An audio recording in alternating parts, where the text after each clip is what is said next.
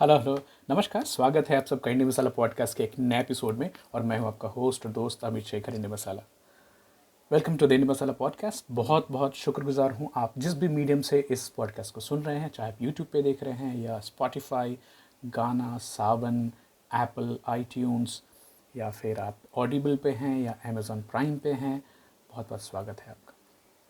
और मैं शुक्रगुजार हूँ कि आप अपना समय हमारे साथ व्यतीत करते हैं कुछ नई चीज़ सीखने के लिए, कुछ नया जानने के लिए।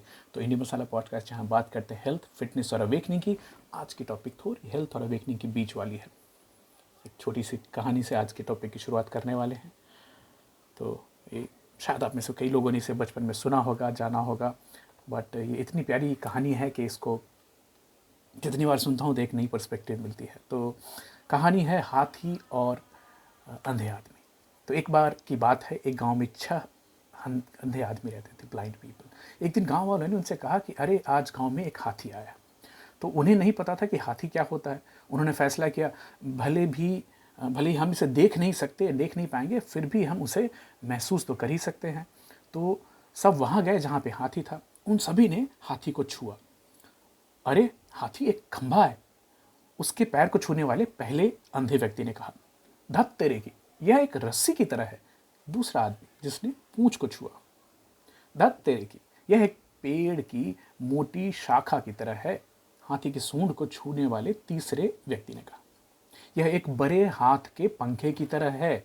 चौथे आदमी ने हाथी के कान को छुआ, यह एक विशाल दीवार की तरह है। हाथी के पेट को छूने वाले पांचवें व्यक्ति ने कहा, यह एक ठोस पाइप की तरह है। हाथी के दांत को छूने वाले छठे व्यक्ति ने कहा। वे हाथी के बारे में बहस करने लगे और उनमें से सभी ने जोर देकर कहा कि वह सही था। ऐसा लग रहा था जैसे वो उत्तेजित हो रहे हों। एक बुद्धिमान व्यक्ति वहां से गुजर रहा था। उसने यह देखा, वह रुका और उनसे पूछा, भाई क्या बात है? उन्होंने कहा कि हम इस बात से सहमत नहीं हो सकते कि हाथी वास्तव में है कैसा। उनमें से प्रत्येक ने बताया कि वह क्या सोचता था कि हाथी कैसा है। बुद्धिमान व्यक्ति ने उन्हें शांति से समझाया कि तुम सब ठीक कह रहे हो। आप में से हर कोई इसे अलग अलग कारण बता रहा है, क्योंकि आप में से हर एक ने हाथी के अलग अलग हिस्सों को छुआ। तो वास्तव में हाथी में वे सभी विशेषताएं हैं जो आप सभी ने कहा है।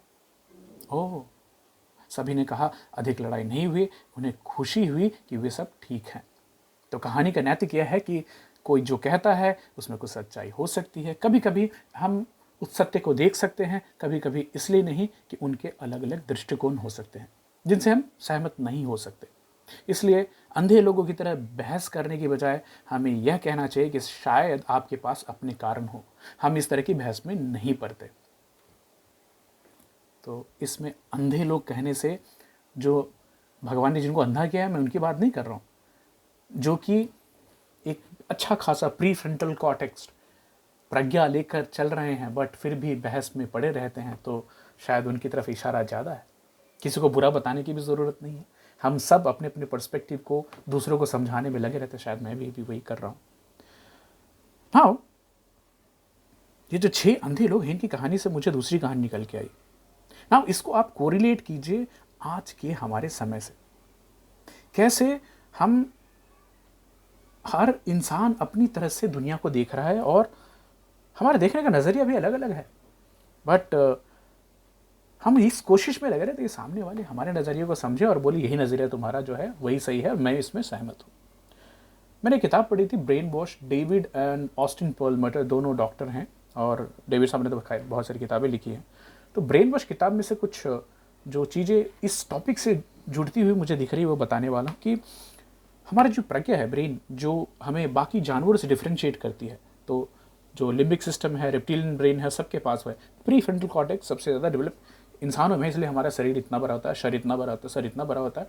और एक लिमिट भी है कि ब्रेन की साइज इससे ज़्यादा बढ़ी नहीं सकती, क्योंकि फिर हमारी माताएं हमें पैदा नहीं कर पाएंगे क्यूबिक सेंटीमीटर साइज के हिसाब से।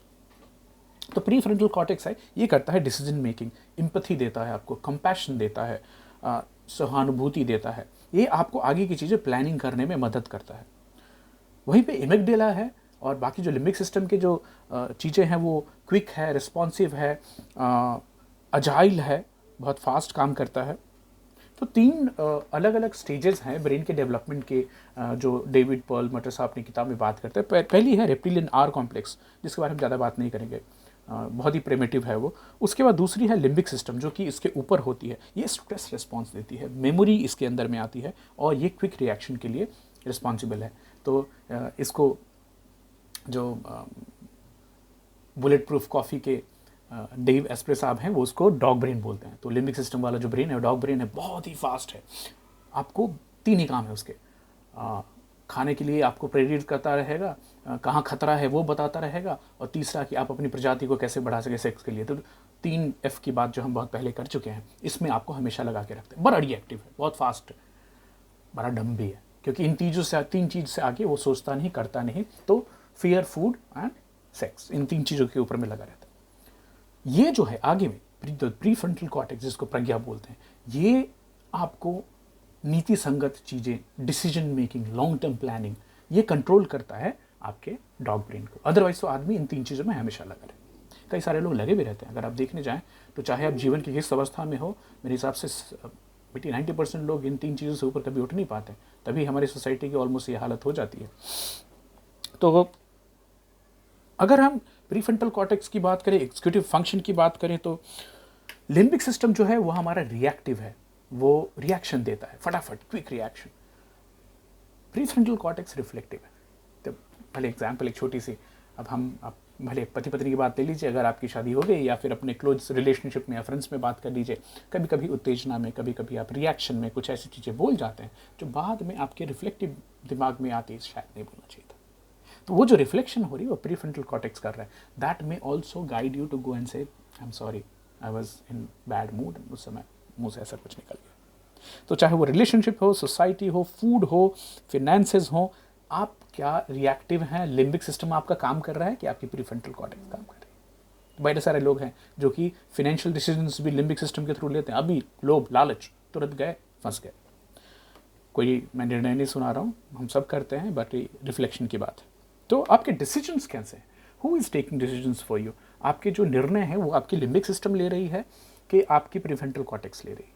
अब चाहे फॉर एग्जांपल एक VCC साइकिल होती है खाने से रिलेटेड। अगर आप खाने में अच्छी चीज़ें नहीं चूज़ करते हैं, आप फ्राइड चीज़ें, मीठी, high calorie, packed food choose करते हैं, नतीजा क्या होगा? आपकी बॉडी में इन्फ्लेमेशन होगी, सूजन पैदा होगी। वो सूजन आपकी ब्रेन को और डिस्कनेक्ट करेगी, ये लिम्बिक सिस्टम और प्रीफ्रंटल कॉर्टेक्स। तो लिम्बिक सिस्टम हमेशा खा लो खा लो खा लो, जो अच्छी चीज़ मिले खा लो, हाई कैलोरी चीज़ मिले खा लो, टेस्टी चीज़ मिले खा लो। प्रीफ्रंटल कॉर्टेक्स बोले नहीं भाई, ये स्वास्थ्य के लिए सही नहीं है।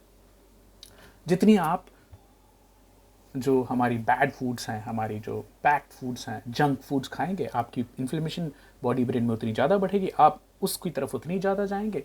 आप एक्सरसाइज कम करेंगे और ये एक विशियस सी साइकिल होती है। आपकी बॉडी में फैट जमा होगी, बॉडी में जो फैट जमा होती है वो भी एक तरह से प्रो इन्फ्लेमेटरी साइटोकाइंस रिलीज करती रहती हैं, ओबिसोजेनिक होती है। तो more fat in the body, more inflammation in your body.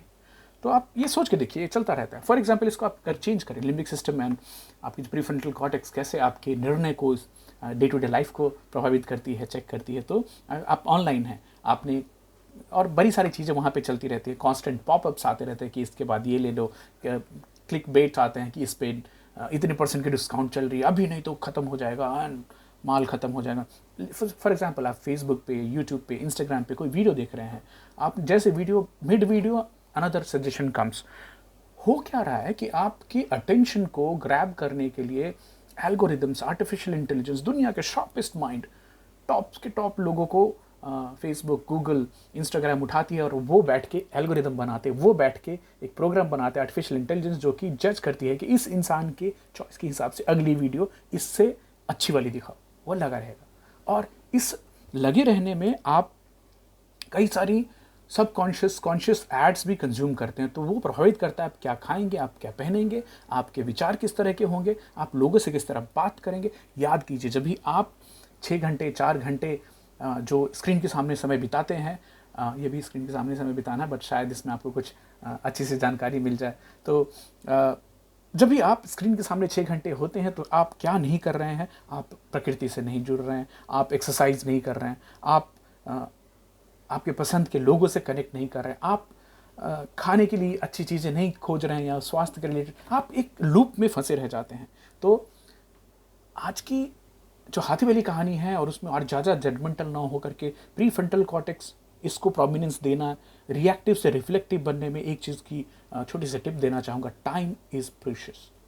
आपके समय, आपके अटेंशन को ग्रैब करने के लिए आपको फ्री में बहुत सारी कंटेंट दी जाती है कि आप उसी में फंसे रहें। तो time is also which can give you back time. Time से T first, time restricted content consumption. आप खुद ही डिसाइड कर लीजिए, आप आधे घंटे के लिए मोबाइल उठा रहे हैं, आप 1 घंटे के लिए उठा रहे हैं, आप 1 घंटे के लिए कभी नहीं उठाएंगे, but this is a vicious cycle. So time restricted, क्या मैं आधे घंटे नेटफ्लिक्स देखूंगा, 1 घंटे देखूंगा और धीरे धीरे डिसिप्लिन आ जाती है। Second is intentional. आप इंटेंशनल हैं कि मैं अभी टीवी देखने जा रहा हूँ, I am going to watch और कंज्यूम समथिंग, और I am going to listen to a podcast for half an hour. Intentional, ऐसा नहीं कि पता नहीं कोई फ़ोन उठाया था और अनइंटेंशनली सोशल मीडिया के लूप में आप फंसते चले और आपके 30-35 मिनट्स 40 मिनट्स किधर के आपको पता नहीं चला। Otherwise how are we clocking 4 hours to 6 hours on screen time on an average. तो इसके पीछे इंटेंशन होना बहुत इंपॉर्टेंट। मैं इंटेंशनली फ़ोन उठाऊंगा, इंटेंशनली ऑनलाइन रहूँगा, ठीक। उसके बाद आती है mindful. Be very very mindful of what you are consuming and how it's changing your state of mind. आप ऐसे ही गए ट्विटर पे, आपने देखा सब जगह ट्रेन में आग लग रही है, परेशान हो रहे हैं, स्टूडेंट्स रो रहे हैं, चिल्ला रहे हैं, भाई साहब और बहन जी और जितने भी लोग सुन रहे हैं, बच्चे, माता। कल पूरा दिन मैंने सुबह से लेकर के शाम तक लखनऊ में काम किया, जिसको सेंसिटिव एरिया बोला जाता है। कल फ्राइडे थी, जुमे की नमाज थी, मुझे कहीं वायलेंस नहीं दिखी, कोई ट्रेन में आपत्ति नहीं दिखी। फिर उसके बाद मैंने वहाँ से फ्लाई किया, मुंबई आया, मुंबई में ऑलमोस्ट 12 घंटे की ट्रैवल में मुझे एक इंसिडेंस वायलेंट नहीं दिखा। बट वहीं अगर आप टीवी को देख लें, फ़ोन को देख लें, सोशल मीडिया को देख लें, तो आपको खाली हर जगह जलती जलती चीज़ें दिखाई देंगी, जैसे पूरे देश में आग लगी। तो is it changing my mind from happy to a positive state, और मैं हैप्पी स्टेट से अपसेट स्टेट में जा रहा हूँ? Am I getting agitated? क्या चेंज हो रहा है? Being mindful is very very important. And आखिरी में E, whatever I am doing, is it enriching me in any way? क्या मेरी नॉलेज बढ़ रही है? क्या मैं अच्छा इंसान हो रहा हूँ? क्या मैं हेल्थ, फिटनेस, अवेकनिंग के बारे में सीख रहा हूँ? या मेरी जो क्षेत्र है जिसमें मैं काम करता हूँ, मैं उसके बारे में चीज़ें सीख रहा हूँ? तो जंक ज़्यादा जितनी आप लेके आएंगे, आपकी जो लिम्बिक सिस्टम है, एमिगडाला है, वो इतनी एक्टिवेट होती जाती है, आप रिएक्टिव होते जाते हैं, आपकी रिफ्लेक्शन की कैपेसिटी कम होती है, and that is something what we call the disconnection syndrome. This is not only in India, world over लोगों में डिसकनेक्शन सिंड्रोम देखी जा रही है। Connection from individuals, connection from nature, connection from good food, and it's a vicious cycle. तो consume social media very well, we are connecting through it only, but have restrictions, right? और कोई भी हाथी हमें देखने को मिले तो आप हाथी के जिस हिस्से को देख रहे हैं, मैं उस हिस्से को शायद नहीं देख रहा हूँ। So also be very respectful of the perspective. ये हर रिलीजन में बताया जाता है, हर रिलीजन में सिखाया जाता है। तो life is hope, and let's continue with the hope till the next time when we meet with another interesting topic. अपना ख्याल रखिए, आपकी जो प्रज्ञा है, प्रीफ्रंटल कॉर्टेक्स, उसको और डिसीजन मेकिंग को मजबूत बनाइए। कंटेंट कंजम्पशन के समय में टाइम का ख्याल रखिए। व्हाट इज टाइम रिस्ट्रिक्टेड है? Is it intentional? Am I mindful during the consumption? Is it enriching also for me?